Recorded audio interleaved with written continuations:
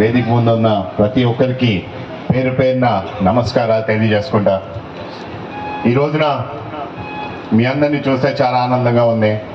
అలాగే వేదిక పైన ఉన్న పెద్దలు ప్రతి అంశం మీద మాట్లాడారు. బీసీ డిక్లరేషన్ నుంచి మన ఉమ్మడి మేనిఫెస్టో దగ్గర నుంచి ఏ విధంగా ఈ 5 సంవత్సరాలు ఈ ప్రభుత్వం పరిపాలించిందో ఇవన్నీ విషయాలు కూడా మాట్లాడడం జరిగింది. మీ అందరికీ తెలుసు, ఆనాడు వాళ్ళు ఒకే మాట అన్నారు, నాకు ఒక ఛాన్స్ ఇవ్వండి, ఏదైనా చేసి పెడతా అన్నారు. కానీ అధికారంకి వచ్చిన తర్వాత ఆ మాట తప్పారు. ఆ రోజున చెప్పారు నవరత్నాలు అన్నారు.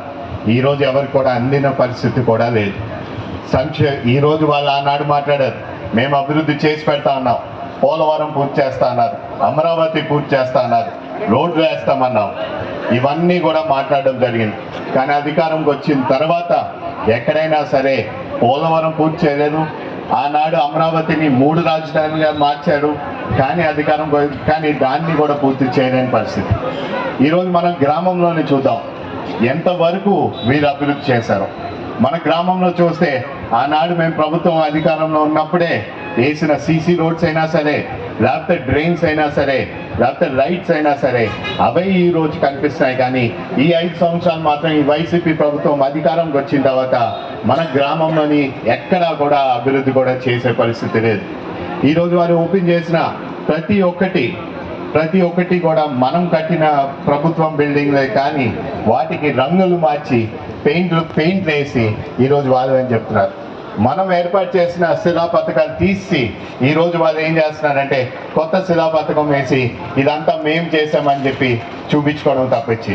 ఈరోజు చాలామంది అడిగారు, సార్ మీరు ఎందుకు సార్ అన్నిసార్లు మీరు వెళ్ళినప్పుడు వీళ్ళు చేసిన ఈ 5 సంవత్సరాల అభివృద్ధి 0 అంటారు, మీరు ఎందుకు సార్ సంక్షేమం చాలా చోట్ల అందరికీ అందజేస్తున్నారు, అది కూడా మీరు ఏమి ఇవ్వలేదు అంటారు.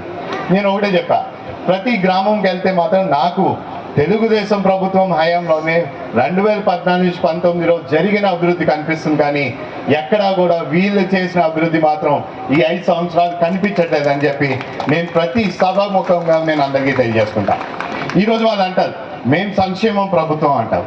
నేను అడుగుతున్నా, సంక్షేమ ప్రభుత్వం మీరు ఏం చేస్తున్నారయ్యా? మీరు ఈరోజు అమ్మ ఒడి అన్నారు. ఆనాడు అధికారంకి వచ్చే ముందు మీరేమన్నారు? అమ్మ ఒడి ప్రతి ఇంట్లో ఎంతమంది పిల్లలు ఉంటే చదువుకోవడానికి అందరికీ ఇస్తానని చెప్పాడు. మరి అధికారంకి వచ్చిన తర్వాత మాట మార్చాడు కదా. అధికారం వచ్చిన తర్వాత మీ ఇంట్లో ఎంతమంది పిల్లలు ఉంటే సరే మేము మాత్రం ఒక్కరికే ఇస్తామన్నారు. మొదటి సంవత్సరం 15,000 ఇచ్చారు, 2వ సంవత్సరానికి అది 14,000కి మార్చాడు, 3వ సంవత్సరానికి అది 13,000కి మార్చాడు. ఈరోజు ప్రతిసారి ఇలా మాయ మాటలు చెప్పడం తప్పించి అధికారం రావడానికి చెప్తారు తప్పించి